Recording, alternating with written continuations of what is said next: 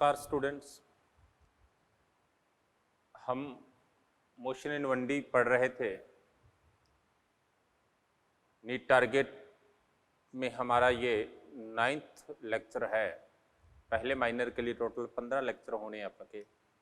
Motion in 1D में हमने कल तक वेलोसिटी के बारे में पढ़ा था, एवरेज वेलोसिटी के बारे में पढ़ा था, यूनिफॉर्म नॉन यूनिफॉर्म वेलोसिटी के बारे में पढ़ा था। आज हम बात करेंगे नॉन यूनिफॉर्म के केस में। नॉन यूनिफॉर्म के केस में सबसे पहले हम पॉइंट पढ़ेंगे एक्सेलरेशन। एक्सेलरेशन क्या होता है? देखिए, वही चार टाइप से हम इसे डिफाइन करेंगे। पहला क्या है आपके पास? एवरेज एक्सेलरेशन है। एवरेज एक्सेलरेशन के लिए आप क्या कह सकते हैं? It is defined as the ratio of total change in velocity by time taken in change. तो आप लिख सकते हैं average equal to del V by del T. आप लिख सकते हैं V2 minus V1 bye T2 minus. ये आपके पास एवरेज एक्सेलरेशन होगा। ओके, इसके बाद अगर हम इसमें ग्राफ की बात करें तो मान लीजिए आपके पास ये VT कर्व है, कोई ये T है और ये V है। उस केस में मान लो कुछ ऐसा कर्व आ रहा है। तो इस कर्व के लिए मैं अगर दो पॉइंट की बात करूं, ये पहला पॉइंट है मेरे पास T1 टाइम पर और दूसरा पॉइंट है मेरे पास T2 टाइम पर। और यहाँ पर अगर हम एक लाइन ड्रॉ करते हैं जिसे हम कॉर्ड कहते हैं, तो उस केस में ये पॉइंट आपके पास V1 को रिप्रेजेंट कर रहा है और ये पॉइंट आपके पास VT को रिप्रेजेंट कर रहा है। तो उस केस में हॉरिजॉन्टल के साथ जो बनने वाला एंगल फाई है, ये किसको रिप्रेजेंट करेगा? इस कर्व की स्लॉप को रिप्रेजेंट करेगा। आप कह सकते हैं ये आपके पास क्या है? V2 माइनस V1 और ये क्या है? T2 minus. इसका मतलब आप लिख सकते हैं एवरेज एक्सेलरेशन इक्वल टू क्या होगा? Average acceleration equal to 10 phi equal to आप कह सकते हैं in given time interval, in given time interval the slope of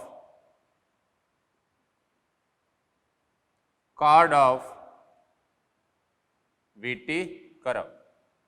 VT curve की जो स्लॉप है, कॉर्ड है, उसकी स्लॉप क्या रिप्रेजेंट करेगी? आपको एक्सेलरेशन रिप्रेजेंट करेगी। ओके, आप यहां एक बात और भी कह सकते हैं, direction of acceleration, direction of acceleration is always toward the direction of change in velocity। Acceleration की डायरेक्शन वेलोसिटी की डायरेक्शन में होगी या नहीं होगी, ये डिपेंड करता है मोशन पर। लेकिन एक्सेलरेशन की डायरेक्शन ऑलवेज किधर होगी? चेंज इन वेलोसिटी की डायरेक्शन में होगी। या यूं कहें, जिस डायरेक्शन में वेलोसिटी में चेंज होता है, एक्सेलरेशन उसी डायरेक्शन में होगा। ओके, उसके बाद सेकंड आता है इसमें इंस्टेंटेनियस एक्सेलरेशन। किसी इंस्टेंट पर जब आप एक्सेलरेशन की बात करते हैं, उस केस में आप क्या करोगे? डेल टी एक्सटेंड टू जब 0 होता है, उस केस में जो एवरेज एक्सेलरेशन है उसे ही आप क्या कहेंगे? इंस्टेंटेनियस एक्सेलरेशन कहेंगे। आप कह सकते हैं कि जब डेल टी एक्सटेंड टू 0 होगा, उस केस में del V vector by del T को आप क्या लिख सकते हैं? dv vector by. और इसको आप अगर लिखना चाहें तो किसी भी VT कर्व के लिए, किसी भी VT कर्व के लिए, ये मान लीजिए आपके पास कर्व है, इस कर्व के लिए अगर इसकी कहीं टेंजेंट ड्रॉ कर दूं मैं, किसी भी पॉइंट पर अगर इसकी टेंजेंट ड्रॉ करता हूं, तो उस पॉइंट पर टेंजेंट के लिए इसका एक्सेलरेशन को आप क्या लिख सकते हैं? A equal to tan theta लिख सकते हैं। ओके, एक्सेलरेशन क्या होगा? The tangent, the slope of tangent of VT curve. जैसे आपने वेलोसिटी में पढ़ा था वैसे ही हम यहाँ पढ़ेंगे। मेरी बात क्लियर? तो वहाँ और यहाँ के अकॉर्डिंग, अगर वहाँ जैसे आपने पढ़ा था कि अलग अलग टाइप की वेलोसिटी के बारे में, वैसे ही आप यहाँ पढ़ सकते हो। आप कह सकते हो कि अगर आपके पास एक्सेलरेशन यूनिफॉर्म है, यूनिफॉर्म एक्सेलरेशन की बात करें तो यूनिफॉर्म एक्सेलरेशन के लिए आप क्या लिखोगे, ए वेक्टर कांस्टेंट होना चाहिए। और अगर ए वेक्टर आपके पास कांस्टेंट है तो डेफिनेटली स्लॉप भी क्या होगी, कांस्टेंट होगी। तो उस केस में वेलोसिटी टाइम कर्व जो है वो आपके पास या तो ये होगा, ये क्या है, वेलोसिटी और टाइम कर्व, स्ट्रेट लाइन होगा जिसकी स्लोप कांस्टेंट है। इस केस में ई क्या है आपके पास, पॉजिटिव है। ओके, और या फिर आपके पास कुछ ऐसी कहानी होगी कि ये आपके पास टाइम और वेलोसिटी का कर्व है, इसमें कुछ ऐसे कर्व खींचे जाए। ओके, इसमें एक्सेलरेशन क्या होगा, नेगेटिव। कांस्टेंट यहां भी है, कांस्टेंट यहां भी है, लेकिन इधर इसकी वैल्यू पॉजिटिव है और इस केस में इसकी वैल्यू क्या है, नेगेटिव है।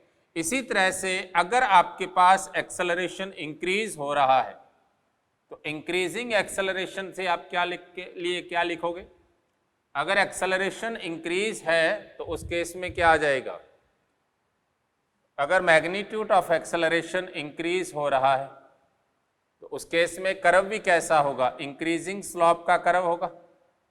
अब इंक्रीजिंग स्लॉप कैसे होगी, देखिए अगर आपके पास कुछ ऐसा कर्व है वेलोसिटी और टाइम का, कुछ इस टाइप का कर्व है जिसमें v directly proportional function to n, n is greater than 1। Okay, तो उस केस में अगर ऐसा कोई फंक्शन है आपके पास, उस केस में डेफिनेटली वो क्या होगा, इसकी स्लॉप लगातार इंक्रीज हो रही है, ये इंक्रीजिंग स्लॉप का कर्व होगा। ऐसे ही अगर एक्सेलरेशन का मैग्नीट्यूड डिक्रीज हो रहा है तो आप कह सकते हैं इस तरह का ग्राफ होगा।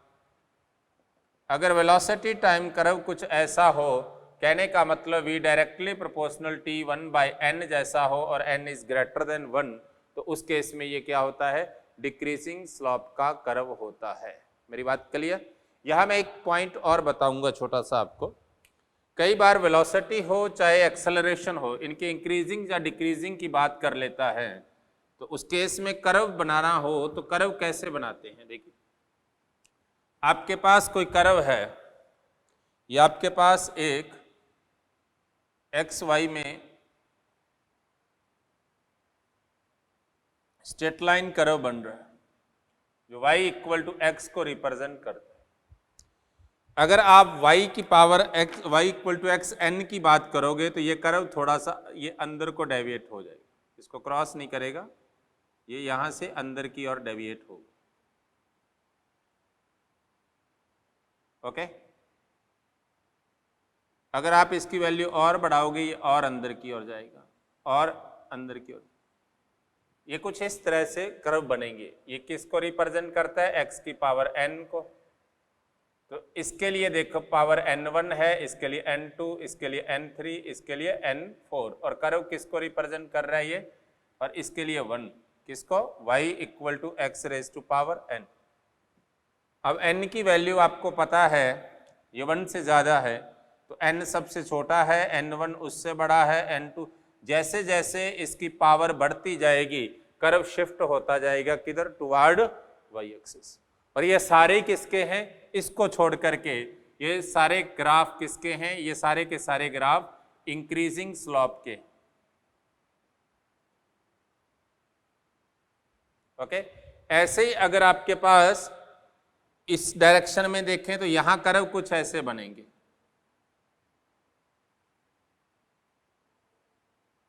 राइट, ये फिर से आपके पास n1, n2, n3, n4 है, इनके लिए जो कर्व बनेगा वो बनेगा y equal to X raise to power 1/n।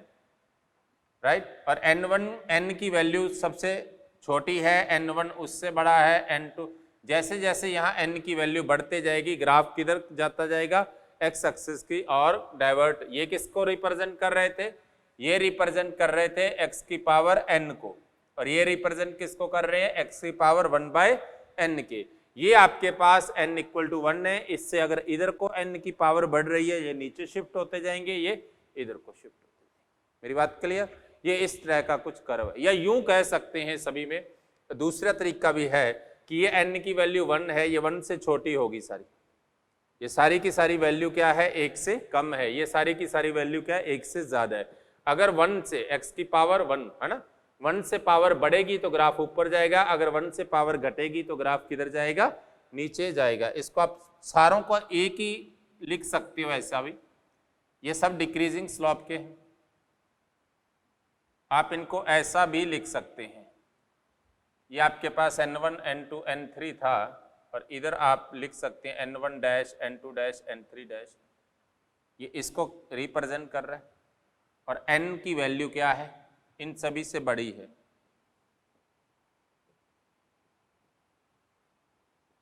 और n की वैल्यू इन सभी से छोटी। मेरी बात क्लियर? तो 1 से वैल्यू घटेगी पावर तो नीचे को शिफ्ट होगा, बढ़ेगी तो ऊपर को। ये डिक्रीजिंग स्लोप के कर्व होंगे, ये सारे के सारे किसके होंगे, इंक्रीजिंग स्लोप के कर्व होंगे। ऐसा कभी कोई आए तो आपने उसे डायरेक्ट देख लेना है। क्लियर? नेक्स्ट देखिए, नेक्स्ट आपके पास एक्सेलरेशन से रिलेटेड और वेलोसिटी से रिलेटेड कुछ कुछ कंसेप्ट एक जैसे हैं। जैसे आपने कल पढ़ा था कि वेलोसिटी टाइम कर्व का जो एरिया होता है वो किसको रिप्रेजेंट करता है, डिस्प्लेसमेंट या डिस्टेंस को रिप्रेजेंट करता है। वैसे अगर एक्सेलरेशन टाइम ग्राफ का एरिया हो, अगर एक्सेलरेशन टाइम कर्व का जो एरिया है विद साइन किसको रिप्रेजेंट करेगा, विद साइन ये चेंज इन वेलोसिटी को रिप्रेजेंट करेगा, चेंज इन वेलोसिटी। और विदाउट साइन ये किसको रिप्रेजेंट करेगा, without sign represent the change in speed. ये स्पीड या वेलोसिटी को रिप्रेजेंट नहीं करता बल्कि उसमें चेंज को रिप्रेजेंट करता है। ओके, अब कई बार आपसे वेलोसिटी देखकर एवरेज वेलोसिटी पूछ लेता है या एक्सेलरेशन देखकर एवरेज एक्सेलरेशन पूछ लेता है। उस केस में आपको क्या करना है, मैं एवरेज वेलोसिटी की बात करूं तो क्या था, del r vector by del t था ना। और आपने वेलोसिटी क्या पढ़ी थी, d r by d t पढ़ी। अगर मैं इसको लिखूं तो डी आर इक्वल टू क्या लिख सकता हूं, वी डी टी। अगर इंटीग्रेशन करें तो T1 पर पोजीशन R1 थी, T2 पर R2 थी, तो आपके पास क्या आता है, R2 vector minus R1 vector equal to integration v d t from T1 to T2, जिससे आप क्या लिखते हैं, एरिया ऑफ कर्व। कल पढ़ा था ना, VT कर्व और टाइम एक्सिस के बीच का एरिया। तो इससे आप एवरेज को क्या लिख सकते हो, वी एवरेज को आप ऐसा भी लिख सकते थे, integration v d t from T1 to T2 by T2 minus T1 भी लिख सकते हैं। इसको ऐसा भी लिख सकते हैं, area bye T2 minus T1 भी लिख सकते हैं। मान लो आपको वेलोसिटी टाइम कर्व दे दिया और वेलोसिटी टाइम कर्व देकर ही आपसे एवरेज वेलोसिटी पूछ ली, किसी गिवन इंटरवल में उस कर्व का टाइम एक्सिस के बीच का एरिया निकालेंगे, उस एरिया से उस टाइम इंटरवल को डिवाइड कर देंगे, आपके पास एवरेज वेलोसिटी आ जाए। आपको एवरेज वेलोसिटी वेलोसिटी देकर के एवरेज वेलोसिटी पूछ लिया, आप इंटीग्रेशन करके निकाल सकते हैं। ऐसे ही अगर एक्सेलरेशन की बात करें तो एक्सेलरेशन को क्या लिखेंगे, डेल वी बाय डेल, मतलब V2 minus V1 bye T2 minus. Clear? अब देखिए, अगर ऐसा है तो अगर आपको ए की बात करें तो क्या लिखोगे, ए को dv बाय dt लिखेंगे ना। आप dv को क्या लिख सकते हो, a dt लिख सकते हो। आप अगर इसका इंटीग्रेशन करेंगे T1 से T2 तक, तो V1 से V2 तक, तो आपके पास क्या आएगा, V2 minus V1 vector equal to integration a dt from T1 to, और इसे आप क्या लिखेंगे, एरिया ऑफ AT कर्व। कोई कंफ्यूजन? अगर एरिया आपको पता लग गया है तो यहां से आप एवरेज को क्या लिख दोगे, एवरेज को आप यहां से V2 माइनस V1 को लिख सकते हैं V dt from T1 to T2 by, या आप लिख सकते हैं एरिया बाय T2 माइनस। ये आपके पास एवरेज का फॉर्मूला हो जाएगा। मेरी बात क्लियर? इसके अलावा एक्सेलरेशन के रिगार्डिंग कुछ बातें और हैं जो मैं आपको बता दूं, फिर अपन इसके क्वेश्चंस करेंगे। हमने पढ़ा है कि एक्सेलरेशन की डायरेक्शन चेंज इन वेलोसिटी की डायरेक्शन में होती है। इसका मतलब वेलोसिटी की डायरेक्शन एक्सेलरेशन से डिफरेंट होगी। अब सबसे पहले तो आपको क्लियर पता है कि जब वेलोसिटी में चेंज होगा तो इसका मतलब एक्सेलरेशन होगा। तो वेलोसिटी में चेंज कैसे कैसे हो सकता है इसकी बात करें। वेलोसिटी में एक तो हो सकता है चेंज इन मैग्नीट्यूड। देखिए चेंज इन वेलोसिटी देखें, अगर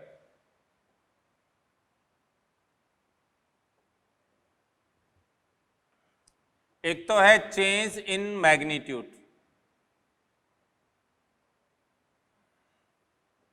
एक है चेंज इन डायरेक्शन,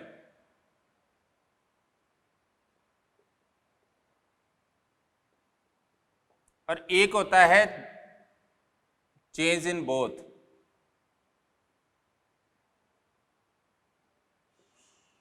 दोनों में ही अगर हम चेंज देखें तो क्लियर। अगर आपके पास केवल मैग्नीट्यूड में चेंज हो रहा है, उस केस में दो कहानियां बनती हैं, या तो मैग्नीट्यूड इंक्रीज होगा या फिर मैग्नीट्यूड क्या होगा, डिक्रीज होगा। अगर मैग्नीट्यूड इंक्रीज हुआ तो उस केस में जब मैग्नीट्यूड इंक्रीज होगा तो चेंज क्या होगा, पॉजिटिव होगा। पॉजिटिव का मतलब उसी डायरेक्शन में होगा जिधर इनिशियल वेलोसिटी थी। मेरी बात क्लियर। इसको क्या लिखोगे, v initial final minus v initial, और पहली वेलोसिटी इधर थी, दूसरी मैग्नीट्यूड बढ़ गया इधर हो गया, तो चेंज क्या होगा, फाइनल माइनस इनिशियल, जो उसी डायरेक्शन में होगा। इसमें एक्सेलरेशन पॉजिटिव ही होगा। इसका मतलब इस केस में जिधर वेलोसिटी होगी उधर ही एक्सेलरेशन होगा। एक्सेलरेशन और वेलोसिटी में एंगल क्या होगा आपके पास। दूसरी लैंग्वेज में कहें कि when acceleration in the direction of velocity then the magnitude of velocity will be increases, direction does not change. मेरी बात क्लियर।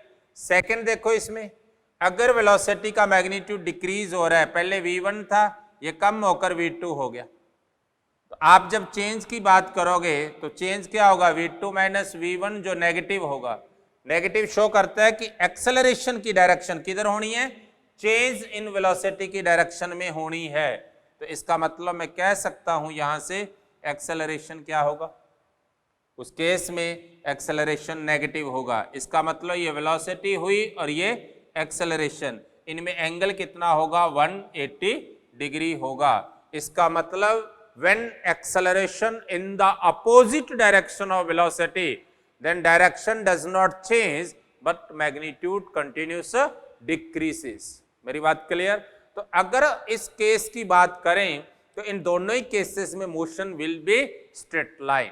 ओके, व्हेन द एक कंसेप्ट और आता है, when the angle between velocity and acceleration is 0 degree और 180 degree, then motion will be straight line. Okay, in the case of 0 degree magnitude of velocity continues increases, in the case of 180 degree the magnitude of velocity continues decreases but direction does not change।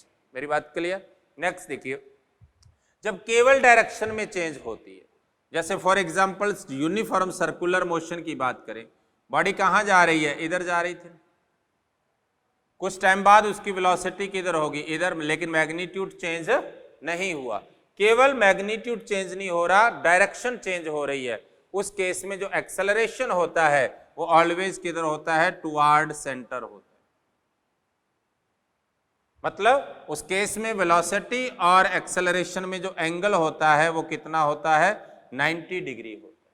मेरी बात clear. जब angle 90 degree होगा तब velocity का magnitude change नहीं होगा। Okay, acceleration की direction always velocity के परपेंडिकुलर रहेगी। यहां पर एक्सेलरेशन मे बी कांस्टेंट और may not be constant, but यहां पर ऑलवेज नॉन यूनिफॉर्म होता है।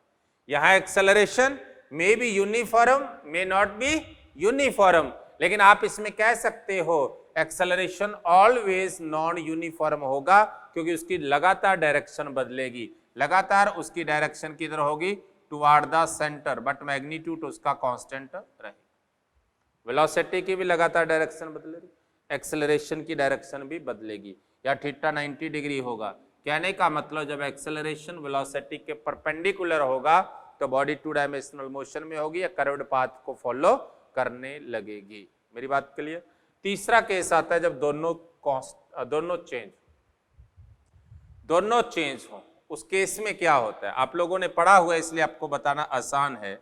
मैं प्रोजेक्टाइल मोशन की बात करूं जिसमें एक्सेलरेशन कांस्टेंट होता है, लेकिन अगर आप उसकी वेलोसिटी की बात करें, ए से बी तक बॉडी ऊपर जाती है, बी से सी तक नीचे। अगर यहां देखें तो वेलोसिटी ये थी ना, एक्सेलरेशन नीचे को था। मान लो ये किसी एंगल अल्फा पर है, तो उस केस में आप कह सकते हो 90 माइनस अल्फा, ये भी अल्फा होगा। इसके दो कंपोनेंट हो गए, एक जी कॉस अल्फा हो गया, एक जी। एक वेलोसिटी के अपोजिट है जो क्या करेगा, डिक्रीजेस द मैग्नीट्यूड। वेलोसिटी के अपोजिट होगा तो क्या करेगा, मैग्नीट्यूड को डिक्रीज करेगा। ये क्या करेगा, decreases the magnitude.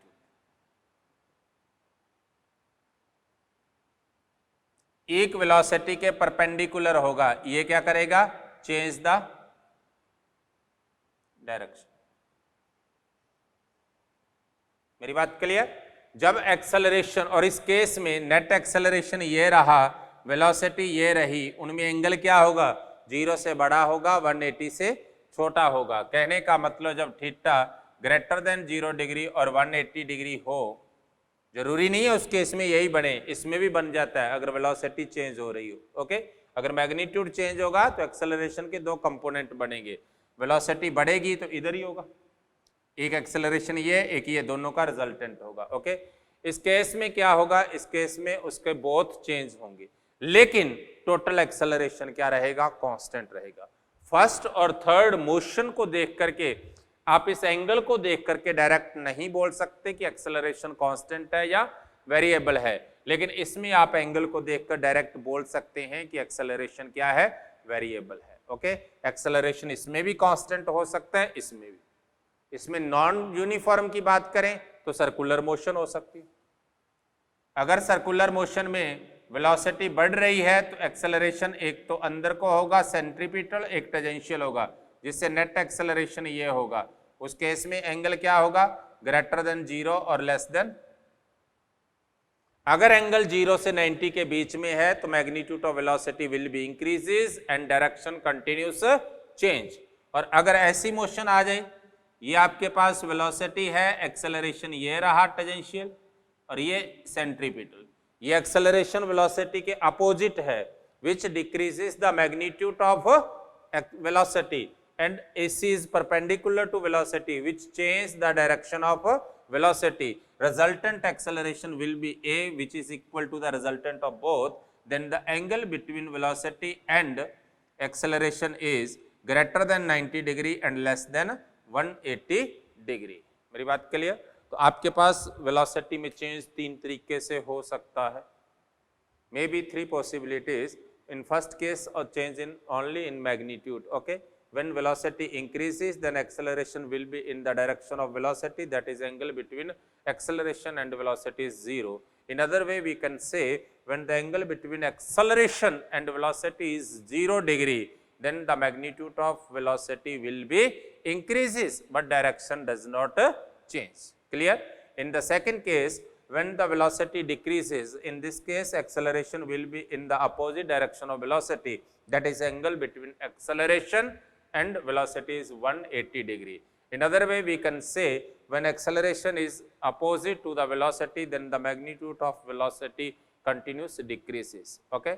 Next, when the angle between acceleration and velocity is 90 degree, then magnitude of velocity does not change, because इसके लिए इसकी डायरेक्शन क्या होनी चाहिए थी, 0 और 180, तो वो है नहीं। Okay, and the direction of velocity continuous change. Okay, this acceleration is always non uniform acceleration. Okay, when angle is greater than 0 and less than 180 degree, then there are two possibilities. Okay, in first case, when angle between acceleration and velocity is 90 less than 90 greater than 0, then the magnitude of velocity increases and direction of motion continues change.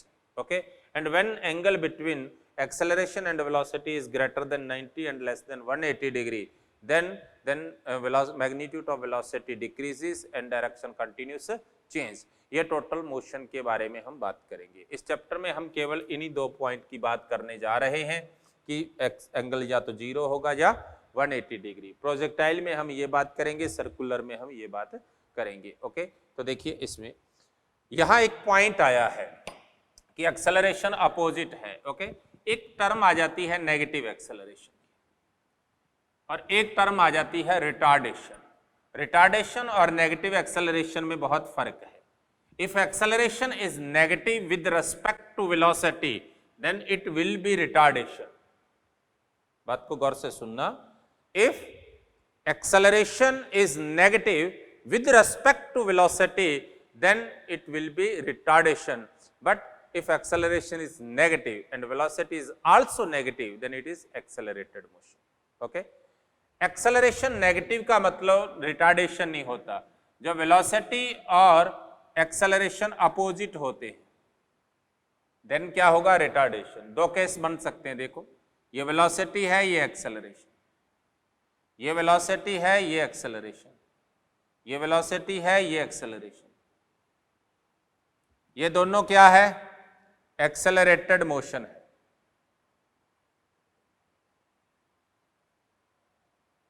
और ये दोनों क्या है, retarding motion.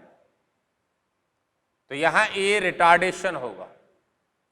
Retardation की पहली शर्त velocity के respect acceleration negative होना चाहिए। अब देखो इसमें क्या है, वेलोसिटी फ्रेम ऑफ रेफरेंस के रेस्पेक्ट वेलोसिटी पॉजिटिव है, एक्सेलरेशन नेगेटिव। यहां देखिए वेलोसिटी नेगेटिव है और एक्सेलरेशन, तो ये रिटार्डेशन की केस है। इस केस में मैग्नीट्यूड ऑफ वेलोसिटी कंटिन्यूस क्या होगा, डिक्रीज होगा। मेरी बात क्लियर।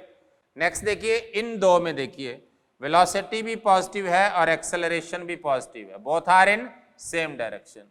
या आप कह सकते हैं वेलोसिटी नेगेटिव है, एक्सेलरेशन भी नेगेटिव है, तो इन दोनों केसेस में आप कह सकते हैं कि वेलोसिटी का मैग्नीट्यूड लगातार इंक्रीज होगा। तो ये आपके पास कौन सी मोशन होगी, एक्सेलरेटेड मोशन होगी। ओके, तो एक्सेलरेटिंग मोशन है या रिटार्डिंग मोशन है, इसके लिए हमें देखना पड़ेगा direction of velocity and acceleration. Okay, अब तक अपन ने एक्सेलरेशन रिटार्डेशन के बारे में पढ़ा है। अब हम क्वेश्चंस देखते हैं कुछ। फर्स्ट क्वेश्चन देखिए, the position time curve of a moving particle as show in figure at which point the instantaneous velocity will be negative। देखो आपको पता करना है वेलोसिटी नेगेटिव कहाँ होगी। ये कर्व किसका दिया है, पोजीशन और टाइम का कर्व दिया। ओके, आपको बताया था वेलोसिटी क्या होगी, स्लोप ऑफ टेंजेंट ना, आपने पढ़ा है slope of tangent of RT curve. RT curve की जो टेंजेंट है उसकी स्लोप क्या रिप्रेजेंट करती है, यहां पर वेलोसिटी को। तो देखिए अगर मैं अलग अलग पॉइंट पर इसकी टेंजेंट देखता हूं, इधर टेंजेंट 0 है क्योंकि इसके पैरेलल आ गई, यहां भी स्लोप क्या हो जाएगी 0, यहां पर स्लोप देखें कुछ ऐसी होगी और इधर भी स्लोप कुछ ऐसी होगी और यहां पर स्लोप कुछ ऐसी होगी। केवल एक डी पॉइंट है जिस पर स्लोप के लिए एंगल क्या है, theta equal to at D. आप कह सकते हैं डी के लिए थीटा ग्रेटर देन 90 डिग्री है, और जब थीटा ग्रेटर देन 90 है देन स्लोप क्या होगी, नेगेटिव होगी, और उस स्लोप को अपन वेलोसिटी कहेंगे, तो वेलोसिटी क्या हो जाएगी, नेगेटिव हो जाएगी। तो कौन से पॉइंट पर होगी, वो डी पॉइंट पर होगी। क्लियर। सेकंड क्वेश्चन देखिए, the position x varies with time t as x equal to 80 square minus bt cube, then find the velocity at time t when acceleration become 0। देखिए वो कह रहे हैं जब एक्सेलरेशन 0 हो जाएगा, और जब एक्सेलरेशन 0 होगा उस केस में वेलोसिटी आपको पता करनी है। तो पहले टाइम देख लीजिए, वेलोसिटी क्या होगी, dx by d t equal to क्या होगा, टी स्क्वायर का क्या होता है 2t, और टी क्यूब का क्या हो गया 3t स्क्वायर, और एक्सेलरेशन को क्या लिखोगे आप, dv बाई डी टी ना, तो क्या हो गया t का 1 हो गया और t स्क्वायर का 2t, तो मतलब 6bt हो गया। अब वो कह रहा है कि एक्सेलरेशन 0 होगा, उस केस में t कितना हो जाएगा, 2a बाई 6b हो जाएगा, जिसे आप लिख सकते हैं a बाय और उस केस में वेलोसिटी क्या होगी, वेलोसिटी से रख लीजिए v equal to 2at, t क्या है a/3b माइनस 3b, t क्या है a/3b का स्क्वायर। कोई कंफ्यूजन? यहां से क्या आया 2a² माइनस 3b से 3b कैंसिल हो जाएगा तो a²/3b। क्लियर ना? अब क्या आया आपके पास, आपके पास 2a² में से a² गया तो a²/3b आपके पास वेलोसिटी आ जाएगी। क्लियर? नेक्स्ट देखिए, आपको पोजीशन दी है, position x equal to k/b², 1 माइनस e⁻⁻bt दिया है और वो कह रहा है एक्सेलरेशन फाइंड करना है, राइट। एक्सेलरेशन के लिए पहले वेलोसिटी देखेंगे, वेलोसिटी क्या होगी dx/dt, k/b² d/dt 1 माइनस e⁻⁻bt। 1 का डिफरेंशियल 0 होता है, क्या लिखोगे k/b², e⁻⁻bt, माइनस b बाहर आ जाएगा। ओके, अपन पढ़ते हैं डिफरेंशियल d/dx, e⁻ax को ae⁻ax लिखते हैं। ओके, e⁻ax को ae⁻ax, तो e की जगह क्या है माइनस b, तो माइनस b e⁻⁻bt, ये प्लस हो जाएगा, b से b कैंसिल हो गया, वेलोसिटी क्या आ गई k/b e⁻⁻bt। आपको एक्सेलरेशन पता करना है तो dv/k/b d/dt e⁻⁻bt। अब फिर इस पावर को बाहर लाओगे तो क्या होगा k/b into minus b e⁻⁻bt, b cancel हो गया तो a क्या हो गया माइनस k e⁻⁻, ये आपके पास क्या आ जाएगा एक्सेलरेशन आ जाएगा। मेरी बात क्लियर? कोई कंफ्यूजन? नेक्स्ट क्वेश्चन देखिए, फोर्थ क्वेश्चन देखिए, आपको उसने कहा है कि a particle start from rest, its acceleration versus time graph show in figure. ये एक्सेलरेशन है आपके पास और ये आपके पास टाइम है। Then find the maximum velocity. आपको मैंने बताया था एक्सेलरेशन टाइम ग्राफ का एरिया जो होगा वो चेंज इन वेलोसिटी को रिप्रेजेंट करेगा और चेंज इन वेलोसिटी में डेल v इक्वल टू इसका एरिया देखेंगे, मतलब v final minus v, area क्या हो जाएगा, इस ट्राइंगल का एरिया क्या होता है 1/2 into base into perpendicular. Initial velocity 0 थी तो फाइनल वेलोसिटी क्या होगी। अब उसने कहा है कि मैक्सिमम बताइए, तो देखिए जब उसकी एक्सेलरेशन 0 होगा तब उसकी वेलोसिटी क्या होगी मैक्सिमम होगी। कैसे पता लगा, ये बात भी आप माइंड में रखोगे कि जब आपके पास वेलोसिटी और एक्सेलरेशन की बात कर रहा हो, अगर वो पोजीशन की बात करता है, पोजीशन की मैक्सिमम पॉइंट की बात करेगा, उस केस में आप क्या कहोगे। देखिए जब पोजीशन मैक्सिमम होगी उस केस में वेलोसिटी dr/dt 0 होता है, क्योंकि किसी फंक्शन के मैक्सिमम के लिए उसका फर्स्ट ऑर्डर डिफरेंशियल 0 होता है। दूसरी बात देखिए, जब वेलोसिटी मैक्सिमम होगी आपके पास उस केस में एक्सेलरेशन dv/dt क्या होगा। एक तीसरी बात और देखिए, तीसरी बात क्या है कि जब body return to its initial point, उस केस में उस इंस्टेंट पर उसकी वेलोसिटी 0 हो जाती है, तभी बॉडी वापस आएगी, इंस्टेंटली रेस्ट में आकर के फिर मोशन करने लगेगी। इस बात को भी अपने दिमाग में रखना होगा। ओके, नेक्स्ट क्वेश्चन देखिए, नेक्स्ट और क्वेश्चन देखिए इसी टाइप से। नेक्स्ट क्वेश्चन देखो, क्वेश्चन है आपके पास the position of a particle is given as x equal to 2t² minus t plus 10 metre, then find the average speed and velocity in time interval t equal to 2 second to t equal to 3 second. आपको 2 से 3 second के बीच में average velocity और average speed पता करनी है। Okay, अब देखिए सबसे पहले ऐसे केसेस में आप क्या करोगे, अगर मैं इसकी पोजीशन देखूं तो t इक्वल टू 2 सेकेंड पर पोजीशन क्या आ रही है, x 2 इक्वल टू क्या आ रहा है 2t², तो 2 स्क्वायर कितना हो गया 2 2 4 2 8 माइनस टू -10 इक्वल टू क्या आ जाएगा ये आपके पास, ये -12 लो तो -4 मीटर आ गया। ओके, और अगर मैं t इक्वल टू 3 सेकेंड पर देखूं तो क्या हो गया, x3 इक्वल टू 9 - 2 18 -3 और -10, तो उस केस में आपके पास ये कितना आ गया, -5 मीटर आ रहा। मेरी बात क्लियर?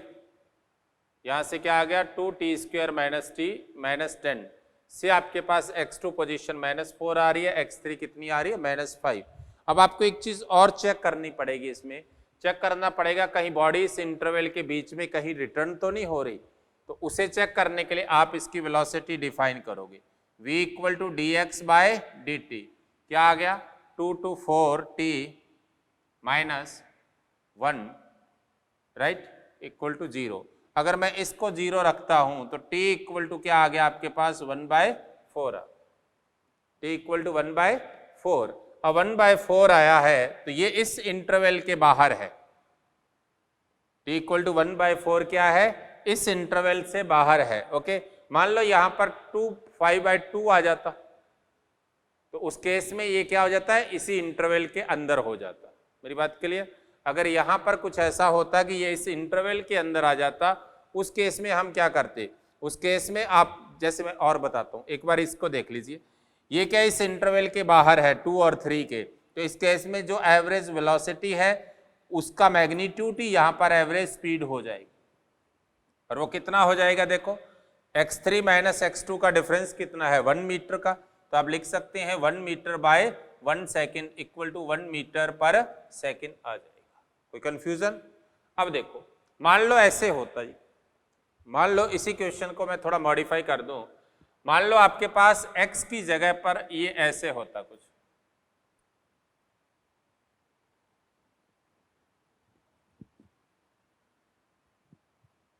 ये कुछ ऐसे होता, t² - 5t - 10 होता, ये आपके पास पोजीशन कर्व है। अब सेम क्वेश्चन देखो, सेम वही t इक्वल टू 2 सेकेंड पर देखें जरा, क्या आया, x2 equal to 2 to 4 -10 equal to कितना आ गया आपके पास, ये माइनस का 20 है तो माइनस का 16 मीटर आ जाए।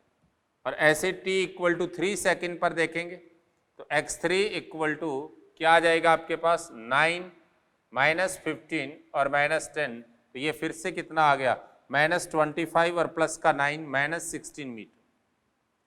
मतलब t इक्वल टू 2 सेकेंड और 3 सेकेंड पर बॉडी की पोजीशन सेम है, इसका मतलब क्या हुआ, बॉडी मूव नहीं कर रही, मूव तो कर रही है क्योंकि उसकी पोजीशन लगातार टाइम के साथ बदलेगी। इसका मतलब बॉडी की इनिशियल और फाइनल पोजीशन सेम है, तो हमें नहीं पता बॉडी कहाँ गई, इसलिए आपको वेलोसिटी डिफाइन करनी पड़े। वेलोसिटी क्या आएगी, dx बाय dt, इसका क्या आया 2t -5, तो इसका मतलब इसे जब आप 0 रखते हो तो टाइम की वैल्यू कितनी आती है, 2.5 सेकेंड आती है। तो इस इंटरवल के बीच में एक पॉइंट ऐसा है जहां वेलोसिटी 0 हो जाती है, उस केस में उसकी पोजीशन ढूंढो क्या होगी, कहां पर, 5/2 पर, तो कितना हो गया 5/2 मतलब 25/4 माइनस 5/2 25/2 और -10, ये 25 -25 बाय, यहां से आप एलसीएम ले लीजिए 4, कितना आ गया 25 -50 -40, तो ये -90 में से 24 गया 25 गया तो आपके पास -65/4, मतलब कितना आ गया ये आपके पास -16.1025 मीटर। मेरी बात क्लियर? अब इसके लिए आपको पाथ बनाना है, देखिए इधर देख लीजिए, आपको पता है ये एक्स एक्सिस था, है ना, और उसने कहा t इक्वल टू 2 सेकेंड पर बॉडी यहां थी, इस तरह से ये नेगेटिव में थी बॉडी, ओके, ये x इक्वल टू 0 यहां पर थी बॉडी, कब, t इक्वल टू 2 सेकेंड पर, ये क्या है x इक्वल टू -16, यहां से बॉडी चली और 2.5 t इक्वल टू 2.5 पर x इक्वल टू -16.25 मीटर पर बॉडी रेस्ट में आ गई और यहां से वापस लौट आई। क्या हुआ, बॉडी इधर आई थी, यहां से रेस्ट में आ गई तो बॉडी ऐसे आ जाएगी। ये t इक्वल टू 2 पर था, ये कहां है t इक्वल टू 3 से। डिस्प्लेसमेंट 0 है, यहां से आपको पहले ही दिख रहा था, तो एवरेज वेलोसिटी क्या आ जाएगी आपके पास 0। लेकिन स्पीड के लिए देखिए -16 से -16.25 आया है, तो इसका मतलब ये डिस्टेंस कितनी है 0.25 आई है और 0.25 गई है, तो टोटल डिस्टेंस क्या हो जाएगी आपके पास 0.25 प्लस 0.25 इक्वल टू 0.50। तो एवरेज स्पीड क्या हो जाएगी आपके पास, 1 सेकंड की बात हो रही है, 0.50/1 मतलब 0.5 मीटर पर सेकंड हो जाएगी। मेरी बात क्लियर?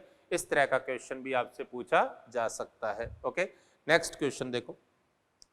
नेक्स्ट क्वेश्चन देखिए आपके पास क्या दिया है, उसने हमें बोला है कि position of a particle, position of a particle is given as x equal to 1/3 t cube minus 5/2 t square plus 60 प्लस 9 metre. Then find the time interval, कौन से टाइम की बात कर रहा है, time interval in which the motion is retarding and in which motion is accelerating. हमें पता करना है कि मोशन एक्सेलरेटिंग कहां है और मोशन उसकी रिटार्डिंग कहां पर है। ओके, तो देखो कैसे पता करेंगे। देखिए अब वेलोसिटी डिफाइन करेंगे। सबसे पहले वेलोसिटी क्या होगी इसकी, dx बाय dt। वेलोसिटी क्या होगी dx बाय dt, और dx बाय dt क्या होगा इसका 3t स्क्वायर, 3 कैंसिल तो t स्क्वायर, 5/2 t स्क्वायर तो 2t, 2 से 2 कैंसिल 5t, और 6t से क्या आ गया 6। और उसके बाद एक्सेलरेशन देखिए, एक्सेलरेशन क्या है dv by dt equal to 2t minus 5। मेरी बात क्लियर? अब देखें, अब आपको वेलोसिटी और एक्सेलरेशन की बात करनी है। अब आपको इसका ग्राफ बनाना आना चाहिए। ग्राफ कैसे बनाएंगे देखिए, आप पहले केवल वेलोसिटी वाली टर्म को देखो, इसमें गौर से देखिए v equal to t square minus 5t plus 6 से इसको भूल जाए, टी स्क्वायर से देखें तो y equal to x square का ग्राफ कुछ ऐसा होता है या नहीं होता, ओपन हो रहा है ऊपर की ओर, हो रहा है ना, ऐसा कर्व बनना चाहिए। लेकिन उसके कोऑर्डिनेट पता करेंगे, पहले तो पता करो t इक्वल टू 0 पर क्या होगा। इसका मतलब ये आपके पास y एक्सिस है, ये आपके पास x axis. Okay, t equal to 0 पर कहां से स्टार्ट हो रहा है कर्व, यहां से स्टार्ट हो, ये v इक्वल टू 6 है। कोई कंफ्यूजन? अब देखो v 0 कब हो रहा है, v को 0 करोगे तो t square minus 5t plus 6 equal to 0। जब आप इसे सॉल्व करोगे तो t के दो वैल्यू आएंगी, 2 सेकंड, और इसका मतलब t के किन्हीं 2 पॉइंट, इस एक्सिस को ये कर्व 2 पॉइंट पर कट करेगा। तो इसका मतलब होगा कैसा, वैसा, लेकिन उन 2 पॉइंट को कट करता हुआ जाएगा। तो जब आप इसका कर्व बनाओगे तो उस केस में कर्व कुछ ऐसा हो जाएगा। मेरी बात क्लियर? ओपन इसी तरह से ही होगा कर्व, लेकिन स्टार्ट कहां से हुआ, t इक्वल टू 0 मतलब v इक्वल टू 6 से, और एक्स एक्सिस को कितने पॉइंट पर इसने कट किया है, एक तो t इक्वल टू 2 सेकंड पर और एक t इक्वल टू 3 सेकंड। कोई कंफ्यूजन? अब देखिए अगर मैं एक्सेलरेशन की बात करूं तो y equal to mx minus c जैसा कर्व है, a की वैल्यू 0 रखते हैं तो यहां से 2t इक्वल टू 5, तो t कितना आता है, ग्राफ तो स्ट्रेट लाइन होगा, कुछ ऐसा होगा, ये कर्व होगा, और कहां से आएगा ये आएगा 2.5 से आएगा। ये किसका कर्व है, एक्सेलरेशन का। ये कर्व किसका है, वेलोसिटी का। क्वेश्चन हो गया। देखिए इसको गौर से, आपको क्लियर पता लग गया कहां रिटार्डेशन है और कहां पर एक्सेलरेशन है। क्लियर हुआ? देखो 0 से लेकर 2 सेकंड तक, 0 से 2 सेकंड तक, जब t की वैल्यू 0 से बड़ी और 2 के से कम थी, उस केस में आपको क्लियर दिख रहा है वेलोसिटी क्या थी, ओरिजिन से ऊपर मतलब पॉजिटिव, और एक्सेलरेशन किधर था, नीचे मतलब नेगेटिव। मोशन क्या थी, रिटार्डिंग। कौन सी मोशन थी, रिटार्डिंग मोशन। उसके बाद देखो t इक्वल टू 2 सेकंड से 2.5 तक, 2 सेकंड से 2.5 तक वेलोसिटी क्या है, नेगेटिव, और एक्सेलरेशन भी क्या है, नेगेटिव। v भी नेगेटिव है और a भी है ना। 2 से 2.5 तक दोनों कर्व किधर है, ओरिजिन से नीचे है, इसका मतलब मोशन कैसी है, एक्सेलरेटिंग मोशन। कोई कंफ्यूजन? नेक्स्ट देखिए 2.5 से 3 सेकंड तक एक्सेलरेशन पॉजिटिव है, वेलोसिटी क्या है, नेगेटिव। वेलोसिटी नेगेटिव है, एक्सेलरेशन पॉजिटिव है, इसका मतलब फिर से क्या है, रिटार्डिंग मोशन है। मेरी बात क्लियर? उसके बाद देखिए t इक्वल टू 3 सेकेंड से ज्यादा जब टाइम था तो दोनों ही पॉजिटिव हो गए हैं, v भी पॉजिटिव है और a भी, तो ये कौन सी मोशन है, एक्सेलरेटिंग मोशन है। तो रिटार्डिंग मोशन कब होगी, रिटार्डिंग मोशन हो जाएगी t ग्रेटर देन 0 से 2 एंड t ग्रेटर देन 2.5 से 3 के बीच में रिटार्डिंग मोशन होगी। एक्सेलरेटिंग कब होगी, t 2 से लेकर 2.5 and t is greater than 3 second. इन दोनों केसेस में क्या होगी आपके पास, इन दोनों केसेस में एक्सेलरेटिंग मोशन होगी। ओके, नेक्स्ट देखिए